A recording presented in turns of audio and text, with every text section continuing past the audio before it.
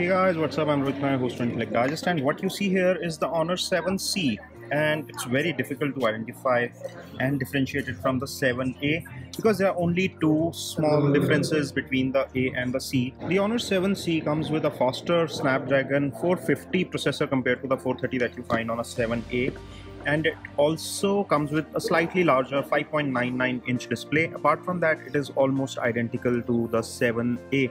It also gets 13 plus 2 megapixel rear facing cameras, 8 megapixel front facing camera with LED flash, the 720 HD plus display at the front. It also gets 3 plus 32 option, and in addition to the 7A 332, 7C also comes with 464 variant, which is slightly higher price compared to the 332.